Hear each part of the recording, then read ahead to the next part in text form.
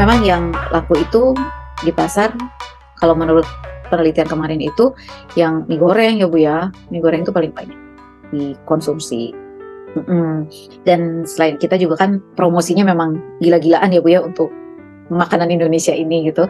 Sampai setiap tahun kita selalu ikutan Food Expo. Nah, sekarang ini Bu, yang paling diminati sama orang Jepang itu kalau untuk aparel ya Bu ya, itu dari mulai sepatu, sandal, tas, baju, itu mereka suka sama buatan Indonesia. Oh Karena ya, harga bersaing, tapi model-modelnya oke Ibu. Welcome to Ananda Wiro. halo teman-teman, kembali lagi dengan Ananda Iro. Saya dengan Ananda dan Iro dari bahasa Jepang yang berarti macam-macam. Jadi saya ingin menyuguhkan teman-teman berbagai informasi yang kiranya bermanfaat untuk teman-teman semua. Menyambung obrolan dengan salah satu tamu kami yang mungkin teman-teman masih ingat, yaitu Ibu Nalti yang pernah menjadi dosen di Universitas Bina Nusantara ya, BINUS, sebagai dosen bahasa Jepang yang kini sudah tidak lagi menjadi dosen dan beliau sudah pindah ke Jepang bersama keluarganya. Jadi sekarang beliau tinggal di Jepang nih. Mungkin untuk teman-teman supaya ingat lagi ya, mari kita jumpai tamu kita, Ibu Nalti. Halo Ibu Nalti. Ya halo Kembali. Selamat siang. Selamat siang. Malam. Sore apa siang? Di sini masih siang karena udah sore ya, mungkin. Ya, hai. Senang kita ketemu lagi ya. Iya Bapak. Ya. Gue sekarang tinggal di Jepang, udah jauh nih. Paling kita bisa ngobrolnya lewat Zoom aja nih ya. Biasanya kalau di Jakarta bisa ngobrol. Gimana kabar di Tokyo nih selain panas? Selain panas ya Bu, lagi ada Taifu datang. Oh. Ya, jadi hujan terus, tapi panas. Tapi taifunnya nggak besar dong? Taifunya kalau di daerah Kanto nggak terlalu besar sih. Yang parah sekali itu yang di daerah Okinawa, Kyushu ya Bu ya. Iya, Ibu sekarang di Tokyo ya? Iya, saya di Tokyo. Ibu di Tokyo bersama keluarga itu bekerja atau sebagai ibu rumah tangga aja nih? Iya Bu, saya kan pulang ikut suami saya orang Jepang ya Bu ya, dan memang tugas di Indonesianya sudah selesai, jadi kami kembali ke Jepang.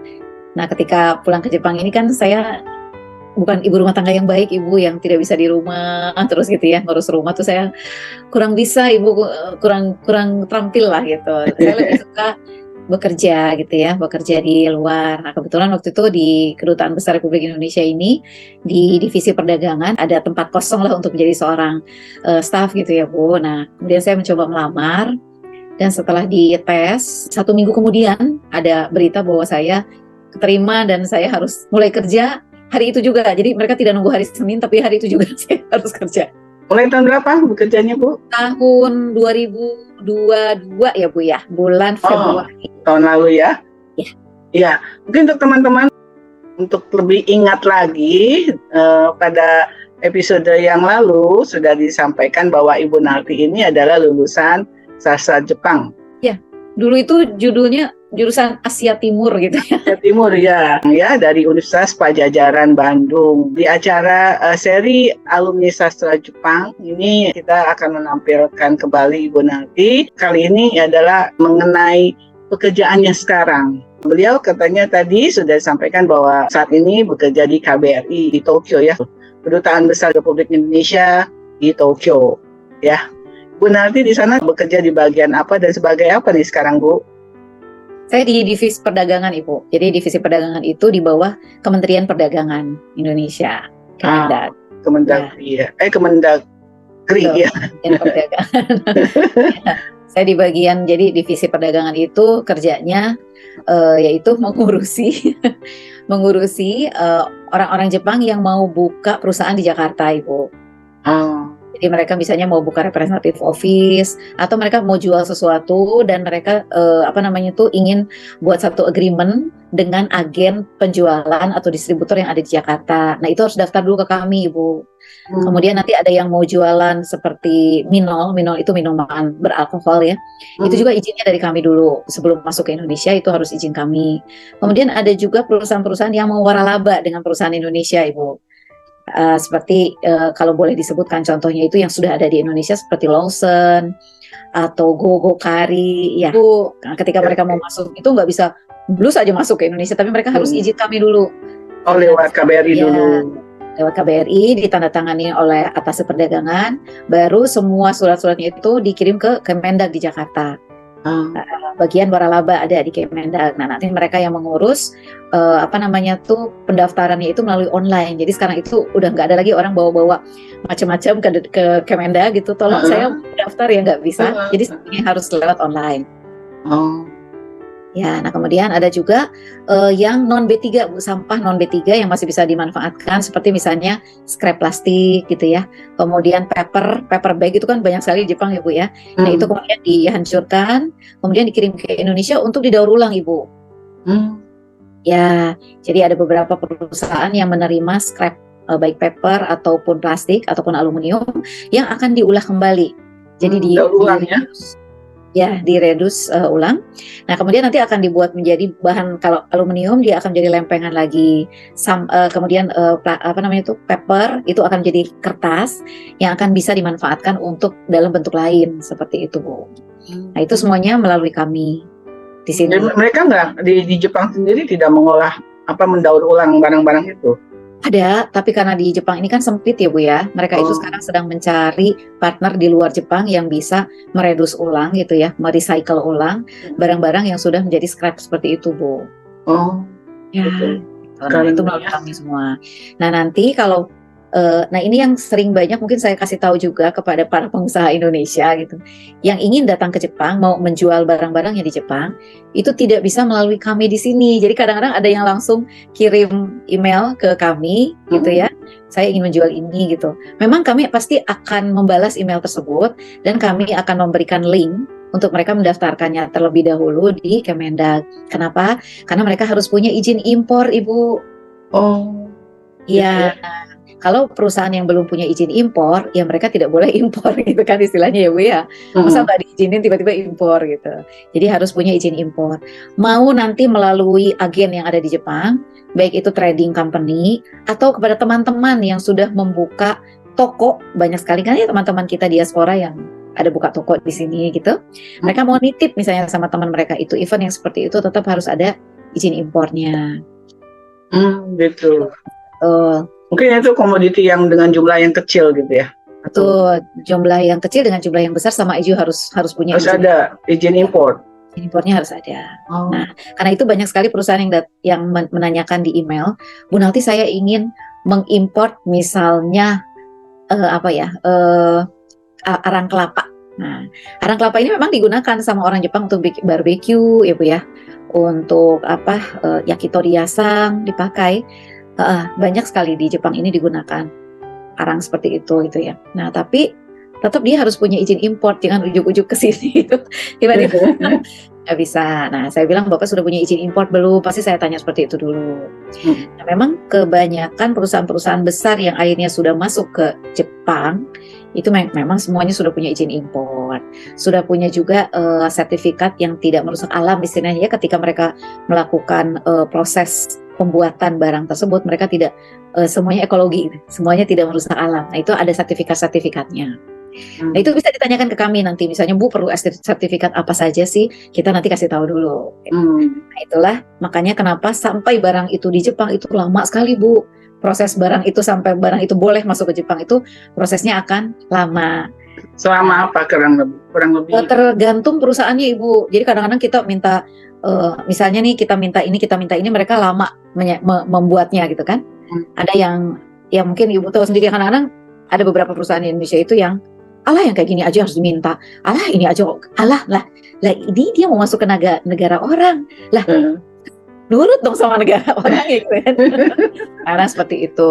Karena itu permintaan dari pihak Jepang sendiri ya, Pas sendiri. Karena dokumen-dokumen nanti tersebut. pendaftarannya bukan ke kami, Ibu. Pendaftarannya ya ke METI namanya, ke Ministry Economic and Trade.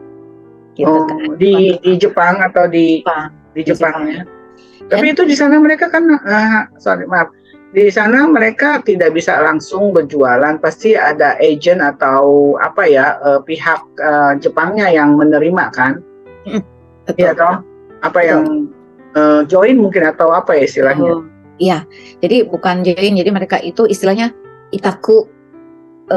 Itaku tuh artinya menitipkan gitu ya, menitipkan kepada trading company untuk tolong dong jualin.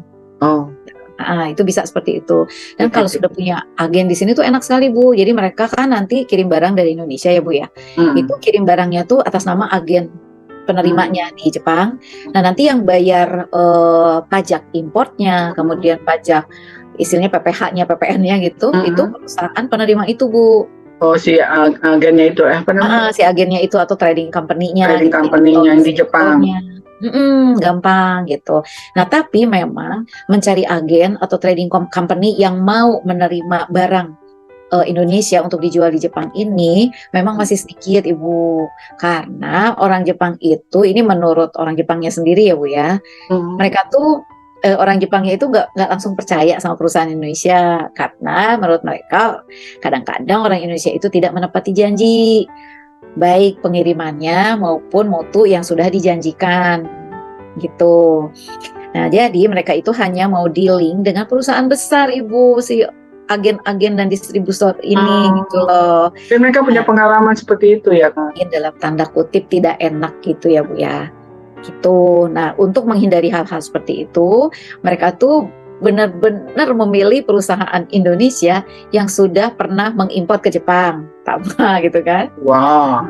Kedua, misalnya SIUP-nya ada enggak, NPWP-nya ada enggak, terus certificate of apanya ada enggak. Itu biasanya si agen tuh nanya dulu ke kita, nanti Sang saya mau berhubungan dengan perusahaan ini, coba kamu cari dulu perusahaan ini tuh udah begini-begini belum, katanya gitu. Oh, dari pihak Jepangnya nih, si trading company. Betul. Nah, kita tanya dulu ke Kemendag Jakarta nih, Bu. Tolong dong teliti dulu, selidiki perusahaan ini. Misalnya Apin and Corporation, misalnya gitu. Coba lihat dulu Apin and Corporation. Iya, izin impornya ada nggak? Gitu kan? Terus sertifikat apa? Karena banyak yang diminta itu saya udah lupa nih. Ada 4 atau ya. Ada sertifikat of apa, sertifikat apa itu diminta Bu. Nah akhirnya kita hubungkan. Setelah di sana semuanya udah beres nih Bu. Nah pengurusan dokumen ini yang banyak makan waktu Bu. Biasanya mereka belum punya ini, belum didaftarkan ke Kemendag, belum didaftarkan ke Kemenprint misalnya gitu ya, Kementerian Perindustrian misalnya gitu. Nah, itu bahkan lama Bu. Jadi kita ngurus dulu gitunya kan. Cepet Bu gitu kan. Bu udah belum, satu sampai nge-WA tuh berkali-kali gitu kan sama mereka tuh nggak dijawab. Email tanpa balasan. Dari pihak Indonesia nih Bu ya. Dari pihak Indonesianya ya. Dari pihak Indonesianya, kalau pihak Jepangnya mah ingin buru-buru Ibu. Cepet. Ini gimana Naldisan? Saya tuh kadang-kadang pusing ya Bu ya, beneran deh gitu. Ya orang mau import nggak sih gitu. Ngomong-ngomong, aduh import mah apa sih berabe gitu. Jadi kadang juga mungkin ada yang give up di tengah jalan gitu karena banyak dokumen-dokumen yang harus ini kan. Betul. Dipenuhi. Betul. Cuman itu memang yang banyak menghasilkan dalam tanda kutip, kalau kita mau banyak uang ya dari situ gitu ya Bu ya. Memang harus segala rupanya itu nggak perfect sih. Maksudnya segala apa yang diminta sama pemerintah Jepang kudu ada gitu ya. Itu kan nanti yang meriksa bukan kita. Nah, kadang-kadang pengusaha Indonesia itu salah kira gitu. Jadi kalau gue udah daftar ke KBRI berarti gue udah oke nih. Loh, KBRI ini bukan agen penjualan barang. KBRI ini hanya menghubungkan antara gitu ya, pengusaha Indonesia yang sudah lengkap izin-izinnya itu untuk datang ke Jepang, dihubungkan dengan pengusaha Jepang. Itu kita melakukan, tapi kita nggak dagang. KBRI ini nggak dagang gitu. Kadang-kadang suka ada yang udah kita halo katanya gitu kan, ada yang kayak email tuh Bu, halo dengan divisi perdagangan KBRI katanya gitu kan, kami mau menjual ini, tolong diusahakan untuk mendapatkan agen. Karena kita ini bukan konsultasi. Memang kita mengkonsultasikan tapi nggak gitu bahasanya gitu, mohon kami dibantu misalnya gitu kan bisa ya. Nanti kalau misalnya nah kita tuh kita diskusi Bu setiap minggu tuh kan ada sekitar dalam satu minggu itu ada sekitar 20 sampai 25 Ibu perusahaan yang kirim emailnya ke kita itu kan. Nah, biasanya hari Senin pagi itu kita usahakan kita briefing Bu. Ini misalnya ada yang menawarkan ubi porang misalnya gitu kan. Ubi porang itu udah banyak Bu, sudah banyak. Jadi kami tidak menerima ubi porang untuk tahun ini. Konyak itu loh Bu, konyak. Konyak. Hai. Nah, itu udah banyak gitu. Jadi kita nggak terima. Misalnya tahun ini kita nggak terima, nggak bisa Ibu, udah banyak, udah terlalu banyak. Ya udah tahun ini apa nih yang kita tren tahun ini apa gitu. Oh tahun ini kayak tahun ini kan memang buah-buahan ya Bu yang dibutuhkan orang Jepang gitu kan. Orang Jepang itu suka banget mangga Ibu kan ya, mangga gitu kan kayak mangostin misalnya ya. Nah, itu yang kita bantu pengusaha-pengusaha dari Indonesia untuk ayo ke Jepang gitu. Nah nanti tahun depan mungkin itu udah banyak, kita nggak terima lagi gitu. Jadi kita juga bukan berpindah-pindah, tapi kita kan harus ngelihat tren juga, supaya laku. Ada beberapa perusahaan yang nggak mau terima gitu. Misalnya tahun lalu Mbak Nalti tahun lalu banyak katanya. Iya Pak, karena tahun lalu sudah banyak, jadi tahun ini kita membatasi. Nah, kadang orang mau jualan ya itu terus nggak bisa juga gitu. Nah seperti Tapi itu kan ya. udah ini kan mereka kalau udah deal sama agent di Jepang kan di dalam MOU-nya mereka kan mungkin sudah disepakati misalnya memasok setiap minggu berapa atau setiap bulan berapa gitu kan. Itu kan akan, dan MOU itu kan bukan hanya 1-2 bulan, mungkin bisa dalam 1 tahun atau lebih gitu kan. Kalau udah punya MOU seperti itu sih pasti udah aman ya Bu ya. Maksudnya untuk komoditinya, jumlahnya gitu udah aman gitu ya. Ya tergantung dari kesepakatan mereka juga sih ya sebetulnya. Betul. Agent Kalau apa ya kayak misalnya Indonesia. makanan gitu ya Bu ya. Kalau makanan itu continuously-nya itu, sustainability-nya itu emang masih bisa kita jaga lah gitu ya. Kayak misalnya yang saya pernah bicarakan tentang tempe itu ya Bu ya. Nasi tempe ini kan diminati sama orang Jepang gitu. Tapi tidak selalu mereka makan tempe kan Bu, gitu kan ya. Jadi ada mereka tetap produksi tempe yang waktu itu saya bilang itu dari Bogor ya.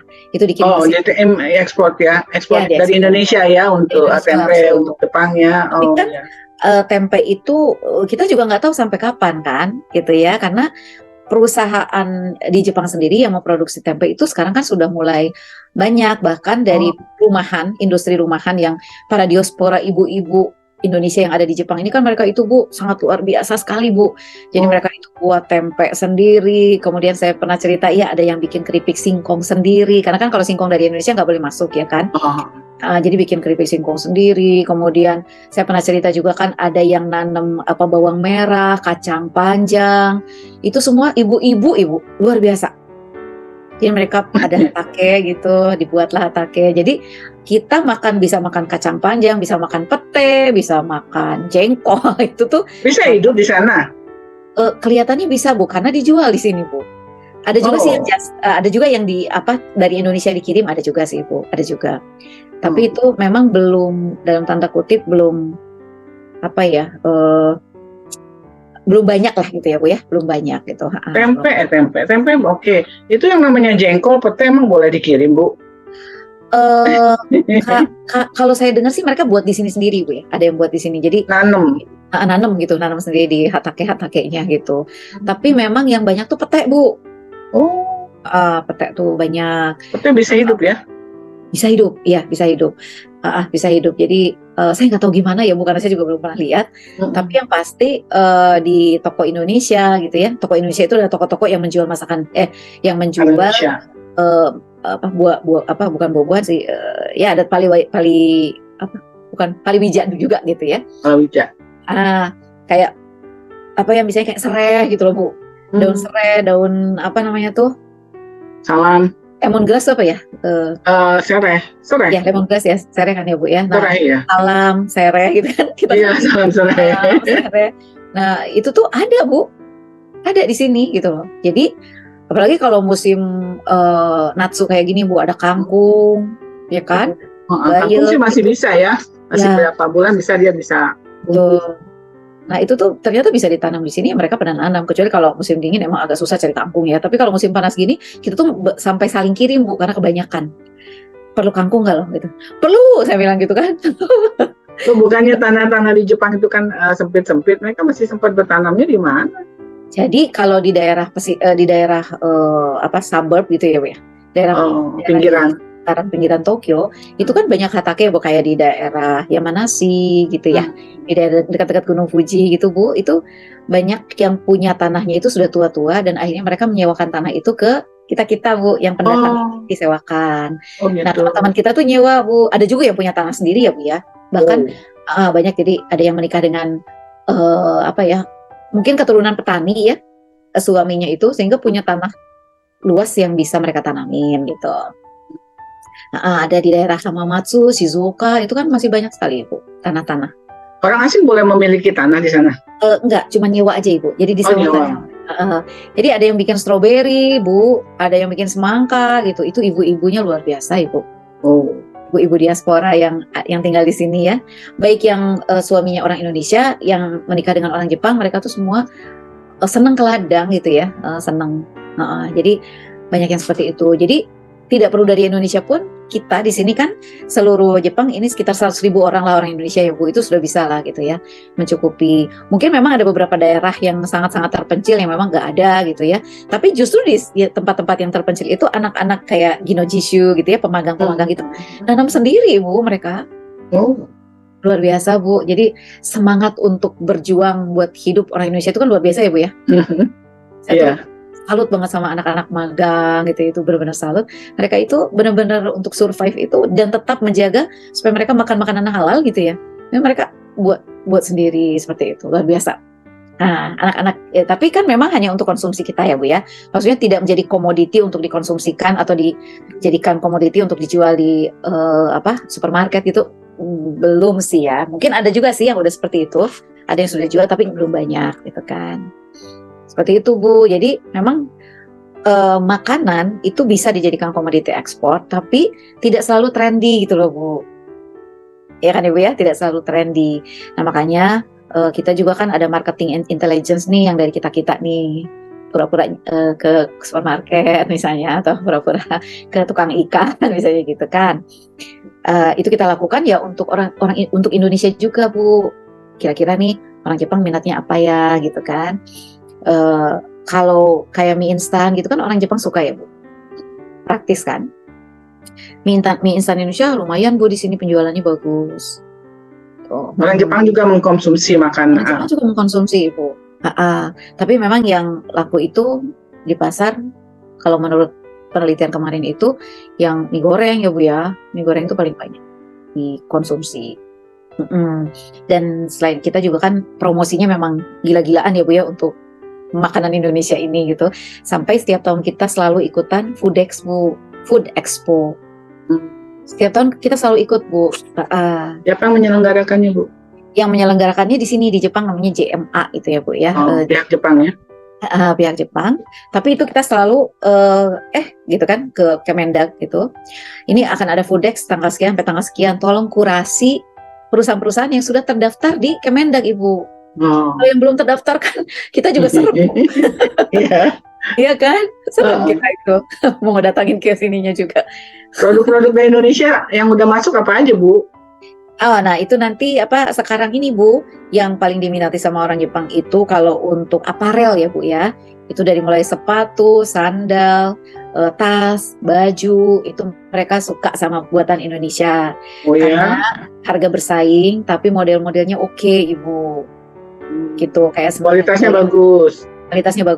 Nah yang sekarang lagi dijual di Parco di Shibuya. Parco itu sebuah satu mall. Department store ya disukai oleh anak-anak muda. Parco itu Bu, khusus untuk wakamono muke no mode gitu ya Bu. Nah sekarang yang lagi ada di situ Ibu, sandal hijack dari Bandung. Ya, hijack dari Bandung, luar biasa nih orang Bandung. Kemudian ada juga di Takashimaya, itu sepatu Jalan Sriwijaya namanya, buatan Cibaduyut Ibu. Sepatu kulit ya, Cibaduyut biasanya terkenalnya kulit ya. Dan ini sangat laku di Jepang Ibu, harganya 40.000 ke atas, tapi orang Jepang pada beli. 40.000 yen? 40.000 yen ke atas. 40.000 itu sekitar 4 juta ya? 4 juta. Betul, ini sepatu ini nanti buat laki-laki misalnya, yang ini buat perempuannya gitu. Pantofel ya? Di situ ada servis, jadi kalau misalnya terlalu keras, di situ ada servis, ibu dititipkan saja 2 minggu di situ, nanti mereka akan membuat kulitnya menjadi lembut. Oh, iya Ini sih, ada, sakit ya. soalnya. Ini yang paling besar itu di depan Tokyo Eki ada, kemudian di Takashimaya juga ada. Ini buatan Indonesia ya. Itu Made in Cibayut, Cibaduyut juga. Bandung. Kalau biasa ya Bu, ini mungkin karena saya orang Bandung kali ya. Eh, Kemudian yang tadi saya tunjukkan juga Bu, ini tas yang tadi Oh. apa Bu? Itu Ecoprint. Ecoprint, Ya, Ecoprint. betul. Iya, Daunnya itu ya Bu ya. iya kelihatan sekali itu Ecoprint Ya. ininya, motif daunnya. Betul, ini sudah masuk ke Jepang. Emang di kita juga sama, di Indonesia juga lagi Lagi boom ya Bu? Ecoprint. Ini untuk tempat HP, nanti HP-nya Oh. dimasukkan ke sini gitu, Pak. Tempat HP Ibu. Nah, ini yang ini kebetulan semuanya udah dibeli nih tapi belum diambil sama orangnya, jadi saya bisa tunjukin. Itu mereka data kirim di sana udah ada perusahaannya. Dari mana Bu ini Bu? Jadi mereka itu kayak aparel Bu. Jadi dia itu di daerah tinggalnya tuh di Kobe. Bukan di Kobe. Nandakke namanya lupa. Jadi dia tuh punya kayak toko gitu Bu.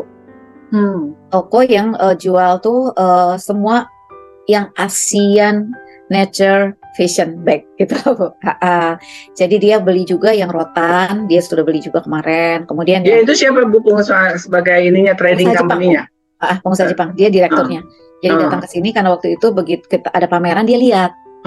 Jadi biasanya kan di pameran itu mereka selalu kasih bisnis card-nya ya Bu. Nah kita juga kan kasih bisnis card gitu kan. Nah nanti dia akan telepon ke saya, nah Tisang saya mau barang yang kemarin, yang mana? Saya bilang yang nomor berapa? Yang ini. Terus saya hubungi orang yang di Indonesianya kan Bu, ini ada orang yang pesan ini bagaimana Bu gitu. Oh ya kita ketemu di Zoom. Kalau itu enak Bu kalau udah kayak gitu. Ketemu di Zoom, jadi saya tinggal jadi penerjemahnya doang kan ya Bu ya. Nanti mereka cerita gini, saya perlu sekian dulu untuk sampelnya.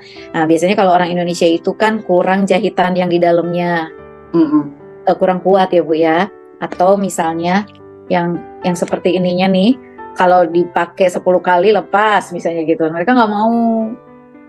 Ini nih, yang ini Tomegane yang di sininya Bu. Ini biasanya masalahnya di sini kalau yang tas Indonesia itu. Kemudian jahitan yang dalamnya Bu, kadang-kadang. Nah kalau ini kan bagus ya Bu, dia sudah rapih ya.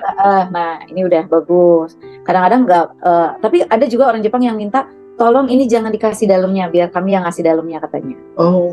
Ada. Jadi jangan. Setengah jadi berarti ya? Betul. Kemudian jangan tempelkan label ya di sini, nanti kami pakai label sendiri. Jadi maksudnya mereka beli dari Indonesia tapi mereka jual dengan label mereka. Kalau menurut saya sih nggak ada masalah gitu ya. Tapi ada orang yang memang nggak mau kan, ya udah nggak apa-apa. Saya nggak akan hubungkan dengan orang yang nggak mau. Saya hubungkan dengan orang yang mau. Nanti sistemnya OEM itu loh, gitu. Pakai labelnya dia boleh nggak? Oh boleh, silakan gitu kan. Ada yang seperti itu. Ya udah. Kemudian ada juga yang udah masuk itu selain sepatu hijack, itu ada House of Kala namanya dari Bandung. Itu baju Bu, bajunya lucu-lucu dan itu memang wakamonomuke. Jadi itu kalau di daerah Shinjuku, Shibuya itu lumayan untuk lah. Cewek cowok ya? Cewek cowok Bu ada. Kemudian Javati ya Bu, Javati ini di daun tehnya diproduksi di Indonesia di daerah Pangalengan di Bandung. Nah kemudian daun teh yang sudah diproduksi di sana untuk teh putih, teh merah, dan teh hitam itu semua dibawa ke Jepang kemudian dikemas dalam botol yang dijual di vending mesin Bu. Nah itu ada tulisannya tuh nanti di belakangnya bahwa tehnya ini buatan Indonesia bla bla bla seperti itu. Itu Javati Bu. Kemudian ada lagi teh satu lagi namanya Bangkit Wangi. Nah Bangkit Wangi ini sudah terkenal sebagai teh premium kalau di Jepang, agak mahal. Ya ini nanti Bangkit Wangi ini white tea Bu. Jadi kalau Ibu seduh dia tetap akan warnanya tuh putih, tapi aromanya aroma teh. Ini diproduksinya juga di Indonesia Ibu. Jadi sudah dikemas dari Indonesianya seperti ini. Oh itu dikemas dari Indonesia seperti itu udah? Ya, seperti ini. Kemudian ada juga coklat pipil tin. Semua seperti ini. Coklat ya Bu ya ini. Ini sudah masuk ke Jepang dan sudah dijual bebas itu. Kalau di Indonesia nggak pernah lihat saya malah. Coklat pipil tin ini terkenal di Jepang. Di Indonesia saya nggak tahu. Tapi di Indonesia itu kalau nggak salah ada di dekat Jalan Wijaya situ ya Bu ya, ada tokonya. Yang kita bisa makan bebas 1 jam berapa gitu harganya tuh. Saya pernah berkunjung ke pabriknya pipil tin. Ini coklat yang memang premium. Premium. Dan ini produk baru, maka ditulis di sininya sampel. Apa itu? sampel. Nah, jadi pipiltin ini Oh, selalu pipiltin mengeluarkan produk baru. Nah, karena ini produk baru, harus sampelnya dulu yang dikirim ke kami. Kemudian ada juga permen sido muncul, Ibu. Nah, itu Bu, kira-kira nanti yang akan saya tampilkan mungkin di videonya langsung ya, Bu Apin ya. Nanti mereka bisa langsung lihat gitu.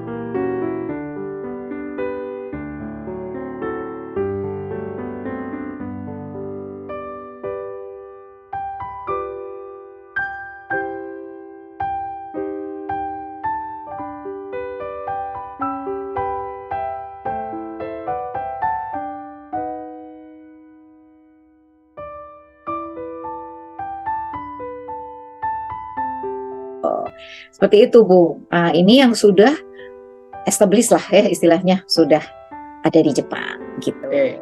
Jadi untuk yang mau ekspor ke Jepang barang-barangnya itu tidak serta-merta langsung masuk ke KBRI gitu kan ya, minta KBRI untuk jualin dong gitu atau carikan, tapi harus lewat dari Kementerian Perdagangan dulu di Indonesia, dapat izinnya mungkin ya, dapat sertifikatnya untuk izin ekspor gitu mungkin ya. Nah baru nanti kalau ingin mencari agennya di Jepang, karena mungkin dia kesulitan untuk mencari agent atau yang trading company yang bisa menerima barang mereka untuk dijual ke Jepang, boleh nanti minta tolong ke KBRI untuk misalnya mencarikan gitu ya, saya punya produk ini, saya mau menjualnya di Jepang, bagaimana, apakah kira-kira ada trading company yang mau membantu menjualkan produk saya nggak di Jepang, kayak gitu mungkin ya. Bisa mungkin minta pertolongan ke KBRI untuk mendapatkan informasi untuk trading company yang kiranya mungkin berminat untuk menjualkan barang-barangnya gitu ya, seperti itu ya. Dan jangan berharap satu jawaban yang seminggu udah bisa gitu loh. Oh iya, itu perlu waktu cukup lama karena cari trading company juga tidak mudah ya di Jepang ya, yang bisa matching gitu ya. Ya, setelah mereka kirim ke kita, kalau kebetulan memang ada orang Jepang yang cari, itu kita bisa langsung, Pak, bisa nggak nanti kita zoom gitu kan ya ke perusahaan Indonesianya itu. Nah sebelum itu tentunya kita tanya dulu apakah Bapak sudah daftar ke Kemendag di Jakarta untuk import ke luar negeri. Oh saya sudah beberapa kali import Bu ke Amerika, yang ke import ke Jepangnya juga udah ya Pak ya, udah bisa katanya gitu. Bapak sudah punya sertifikat ini, oh sudah. Oke Pak, jadi nanti email-email yang datang itu semuanya kita masukkan ke database kita Bu. Jadi misalnya contohnya Apin & Co gitu kan, menjual kakao, kopi, kemudian batok arang kelapa misalnya gitu ya. Masuk semua Bu di database kita. Nah, begitu nanti ada orang Jepang yang tanya, itu keluar Bu dari database. Siapa aja nih perusahaannya gitu yang jualan itu gitu. Sama juga ada yang jualan udang, cumi-cumi ya Bu ya. Terus ada yang jualan kani gitu kan misalnya. Nah, itu pada ngirim ke sini Bu. Nah, itu Kepiting, kita Bu. semua masuk ke database. Ani kepiting ya Bu. Kepiting misalnya kayak gitu. Terus saya juga harus tanya nanti sama orangnya, kepiting itu boleh masuk ke Indonesia, boleh masuk ke Jepang gitu kan. Oh Bu, HS code-nya berapa? HS code itu jadi HS code itu adalah kode barang jualan Ibu. Nah, itu semuanya ada di websitenya Kemendag Ibu. Nah, orang-orang yang mau jualan sebaiknya periksa dulu di website Kemendag itu barang yang dijual sama dia itu masuknya kode mana gitu. Jadi misalnya nih Bu, Ibu mau jual sepatu. Nanti di situ ada misalnya sepatu kulit kodenya ini. Tapi kalau sepatu kanvas beda lagi Bu kodenya. Sendal beda lagi. Sendal kulit beda lagi. Sendal jepit misalnya beda lagi gitu loh. Nah, itu kok aduh banyak banget. Nah, saya kadang-kadang suka bingung nih. Bu, saya mau jual apa kemarin tuh? Mau jual koko apa gitu ya. Tapi dia nggak ngasih HS code-nya kan, karena memang tidak semua orang tahu tentang HS code kan.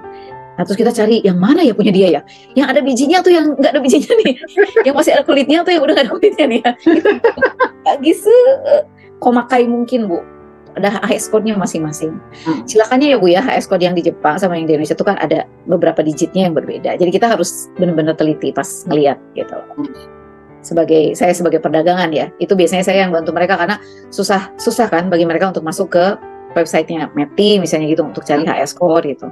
Kalau kita kan itu bisa ya minta tolong untuk karena kita kan bisa menghubungi. Ada apa ya, kayak kita kerjasama kan sama METI, sama MAF, sama MHLW, itu kita punya beberapa orang yang bisa kita tanya gitu Bu. Ya seperti itu. Jadi itu ya tugasnya ya Ibu ya. Jadi yang menghubung tadi udah bilang sebagai apa ya, penghubung berarti menjadi penghubung, apa? Dan jangan salah, saya bukan ahli yang berjualan gitu ya. Maksudnya penghubung dalam hal ini untuk berkomunikasi gitu kan antara dua ini yang kira-kira mungkin bisa kerjasama mereka gitu kan. Nah, sebagai penghubung dalam hal ini sebagai interpreternya mungkin untuk penerjemahnya mereka karena kendala gitu kan. gitu ya. Ya, kan misalnya mereka kayak ini Bu, jadi tidak sono mama ya barang mereka itu bisa ke Jepang. Kita kan harus atur. Misalnya kalau standar di Indonesia, standar C mungkin sudah oke lah buat masyarakat kayak saya misalnya gitu ya. Kecuali kita bicara masyarakat yang premium ke atas, saya nggak tahu ya standarnya kayak apa ya Bu. Tapi kalau kayak misalnya manusia kayak saya udah standar C atau B aja udah oke lah gitu kan. Nah, itu nggak bisa oke di Jepang, kudu A gitu loh Bu. Kudu standar A, harus memang perfect gitu ya Bu ya. Jadi tidak ada cacat di di kemasannya gitu loh.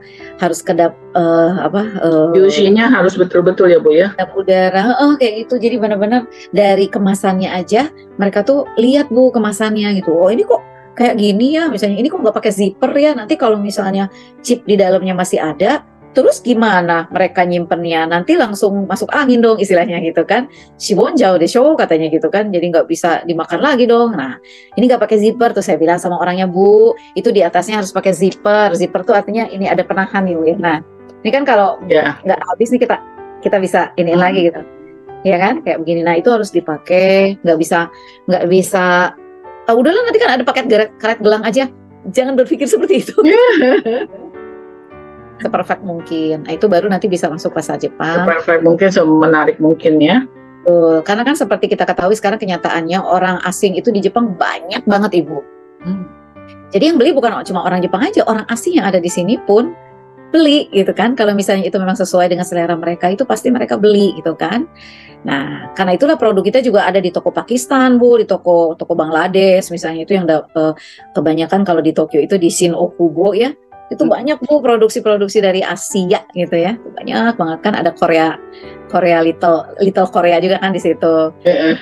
Di Shin Okubo itu. Nah, itu banyak toko-toko yang menjual barang-barang Indonesia, Bu. Bukan hanya toko Indonesia. Baik itu toko Vietnam, toko Thailand, toko punyanya Bangladesh atau Pakistan atau India, itu kebanyakan apa Bu? Produk kita juga ada di situ gitu. Kalau memang mereka suka ya, ada gitu Bu. Kayak kalau misalnya kayak misalnya nih mie instan gitu kan. Misalnya yang rasa kare gitu ya. Itu ada misalnya di toko India atau di Pakistan, itu ada gitu. Kayak gitu atau yang kemarin saya lihat tuh tapi dia produksi di sini sih, jadi chip. Ada torinokawa ya Bu, kulit ayam yang sudah dikeringkan itu diberi berbagai macam rasa Bu, ada rasa rumput laut, rasa original, terus ada rasa apa chili gitu kan, terus ada rasa apa sih, ada berbagai macam rasa, tapi memang diproduksinya sama salah satu diaspora ibu-ibu ya Bu ya. Hebat sekali, jadi dia buat keripik itu dan sekarang udah kemana-mana Ibu dijualnya. Udah bukan kayak di di supermarket Brazil itu bahkan dijual Ibu. Oh, jadi sekarang banyak justru yang orang-orang di Jepang, misalnya orang Indonesia di Jepang yang memproduk. Jadi untuk yang ekspornya itu tidak banyak atau bagaimana? Masih tetap banyak, kayak misalnya yang memang perlu taste of Indonesianya sekali ya, memang harus dari sana ya Bu ya. Misalnya kayak balado telur. Kalau saya mah ya lebih suka balado telur Indonesia. Yang di sini enak Bu, enak. Tapi nggak tahu kenapa, mungkin kurang umaminya ya Bu ya, atau saya nggak tahu. Ya tetap aja makanan Indonesia Bumbunya kurang mungkin. gitu. Cuman kan kita di sini gampang ya Bu ya. Sabar, ini aja udah ada yang masakin, ini aja kita harus bersyukur. Ibu-ibu itu mau masak buat kita gitu kan, yang kerja. Banyak perempuan bekerja seperti saya itu kan banyak yang seperti itu Bu. Nah itu kita ketolong sekali sama ibu-ibu diaspora yang membuat masakan-masakan seperti itu Bu. Nanti mungkin beberapa mereka juga nanti nonton acara ini nih, jadi saya harus membangkitkan mereka juga ya, karena mereka sangat membantu kita yang kerja Ibu. Aduh benar-benar membantu sekali. Tapi kan ada beberapa bumbu yang memang harus dari Indonesia ya Bu ya. Iya. Nah jadi memang spicy Indonesia ini sudah ada importirnya Bu di sini, orang Indonesia juga. Dan perusahaannya sudah besar sekali di daerah Nagoya. Kemudian di daerah Tokyo, di sini ada di Musashi Kogane dekat rumah saya, itu sudah ada importir besar Ibu yang mengimport spicy dari Indonesia kayak chili, bawang merah, bawang putih kayak gitu, sudah ada importirnya Ibu di sini. Saat ini yang bagus prospeknya untuk diekspor ke Jepang itu apa Bu? Ya. Saat ini sih yang kemarin saya pernah bilang itu Bu, jadi itu yang bisa menggantikan energi. Karena kalau si geng ini kan pasti habis ya gitu. Jadi orang Jepang tuh sedang mencari pengganti energi yang tidak terlalu menggunakan listrik, misalnya tidak menggunakan minyak gitu ya. Mereka tuh sekarang lagi menuju ke arah biomas itu loh Bu. Lagi ke arah biomas, dan ada beberapa yang hanya bisa dari Indonesia gitu kan, kayak karbon netral gitu kan. Terus kayak beberapa yang sekarang tuh lagi digalakan itu memang alat-alat benda-benda yang bisa menggantikan energi, termasuk juga seperti yang cangkang kelapa sawit kayak gitu ya Bu ya. Nah, tapi itu tuh ada trennya juga Bu. Jadi tapi yang saat ini masih ya? Saat ini masih. Nah, tapi kita nggak tahu sampai kapan. Kalau misalnya mereka sudah merasa bahwa cadangan energinya misalnya udah cukup dulu deh, itu diturunin gitu kan Bu, untuk jaga balance aja sih. Kemudian ya, kalau fashion itu kebuka Ibu, fashion itu selalu terbuka.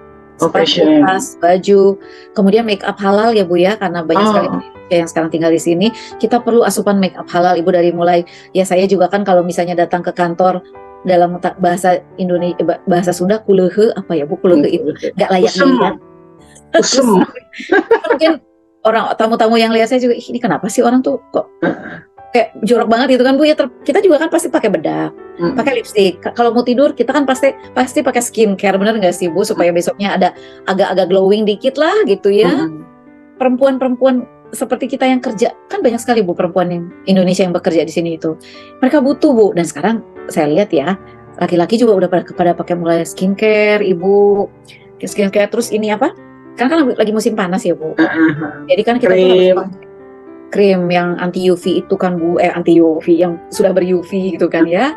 Nah, itu laki-laki juga pakai Bu, karena panasnya tuh Bu, hidi-hidi sudah. Jadi kita harus pakai krim gitu kan, anti matahari gitu kan ya Bu ya. Itu harus. Nah, itu terpaksa kita pakai yang lokal gitu, karena yang halalnya nggak ada. Kita nggak tahu apa yang ada di situ. Kita pakai aja supaya nggak merah-merah kulit kita kan gitu. Iya betul. Kosmetik halal ini benar-benar ada beberapa pengusaha. Kemarin saya sudah bertemu juga dengan salah satu pengusaha besar dari Indonesia yang saya nggak bisa sebutin namanya, saya dimarahin. Secret gitu. Beliau sudah kesini Bu. Beliau sudah cari-cari pabrik di Jepang yang bisa bantu dia untuk membuat kosmetik itu. Nah, saya tantang nih, ayo yang lainnya mana gitu. Wah.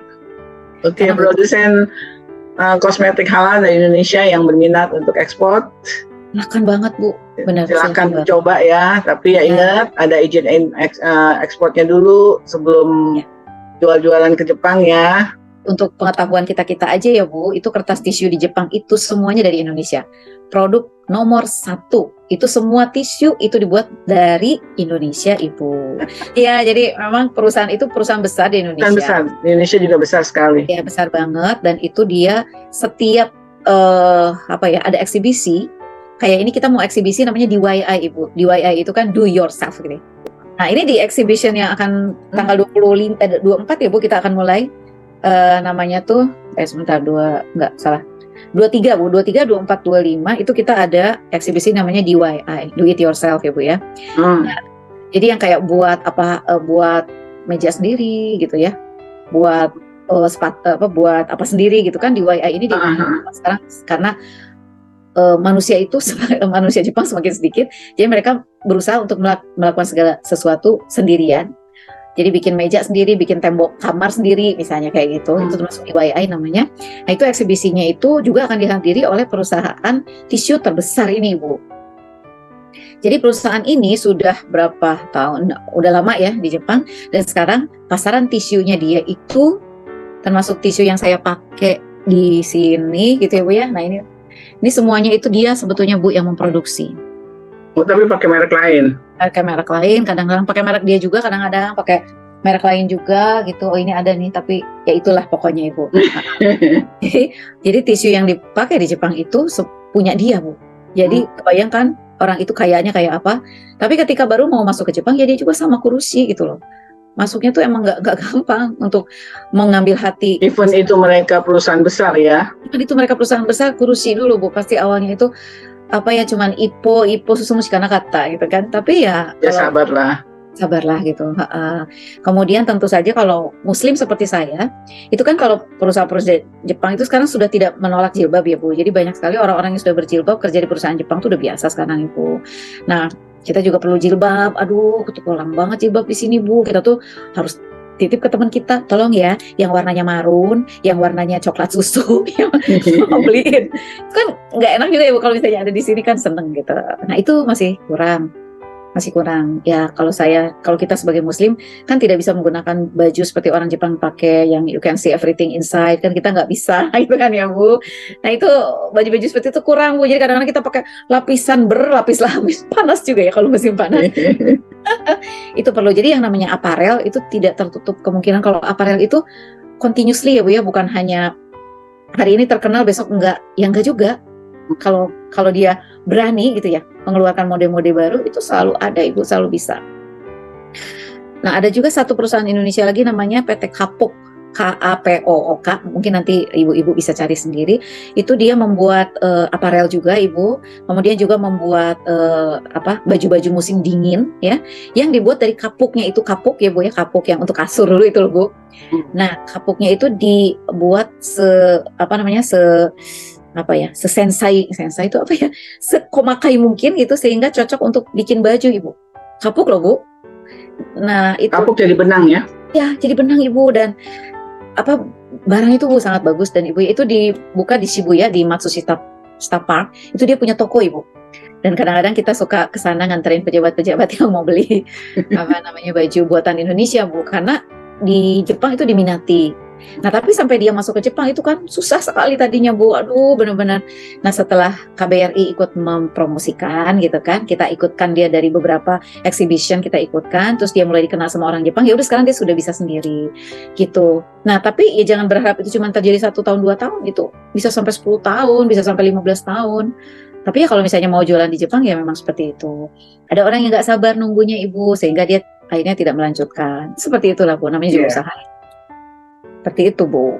Oke Bu, jadi itu ya teman-teman untuk yang berminat untuk ekspor, dan sudah dijelaskan tadi oleh Ibu Nalti yang bertugas di bagian perdagangan. Kalau bahasa Jepangnya shomusho. Bagian perdagangan ya. Kalau ingin mencari agennya bisa menghubungi ke KBRI, bisa langsung ke Ibu Nalti juga lewat email ya. Nanti emailnya kita akan berikan di bawah untuk email ke bagian perdagangan. Bagian perdagangan KBRI ya.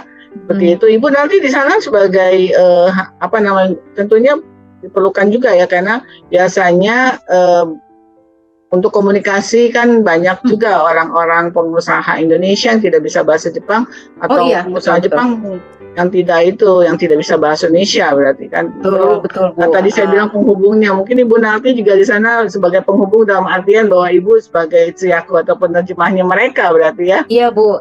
Bahasa Jadi Jepang Ibu kadang-kadang ya, terus Bu, ya, dipakai dong berarti. kadang-kadang ada yang laki, Bu. Jadi begitu ada misalnya, Mbak, saya biasanya kan mereka bilang selamat, ya gimana lah gitu ya, bahasa sopan gitu. Kadang-kadang ada yang kayak gini, Bu. Pagi katanya, saya jualan ini nih, bisa disambungkan nggak? Kita udah sebel, Bu, sama bahasanya juga. Oh iya, harus males. sopannya. Namanya juga minta Bagaimana dia tolong. ya bisa jualan di Jepang dengan orang yang penuh kesopanan kayak gini kalau dia seperti itu? Kita nggak Iya. mau. Jadi dari lihat kita, wah ini orang kayaknya udah nggak bener dah. Udah, akhirnya kita nggak pernah balas, Bu. Oh iya, jadi harus betul-betul ya Dengan bahasa yang resmi. resmi gitu ya, bahasa yang sopan. Karena kan kita bukan teman ya, Bu ya. Iya. Kalau untuk yang sifatnya formal itu ya Email tidak kan, seperti email itu. kan nggak bisa gitu ya, Bu ya. Kalau email Iya, kan iya. selamat Bukan pagi, WA, apa iya. gitu ya. Nah itu kan dibaca sama Bu Atdak juga, Bu Atas Perdagangan juga. Dia bilang, ini orang bahasanya udah kayak begini, terus dia mau impor ke Tokyo, sorry ya katanya gitu, terus langsung di delete gitu loh, karena nggak sopan banget, Bu. Kadang-kadang yang kayak gini, halo katanya gitu, halo kemarin itu ya, aku jualan daun pisang nih katanya gitu, aku mau kirim ke Jepang, tolong bantu ya, terus dikasih nomor WA doang, Bu, di bawahnya nggak pakai nama. Saya Ya, tanya, itu dulu. Popin mau nggak sih balas orang yang kayak gitu? Enggak, saya tuh selalu kayak gitu ya, sering dulu ya waktu saya kerja dapat email kayak gitu, nggak say hello, nggak memperkenalkan nama, memperkenalkan diri gitu kan, siapa gitu kan, terus juga di bawah Betul, ya. utamanya gitu kan, memang kayaknya kok ya nggak etis ya seperti itu. Etis.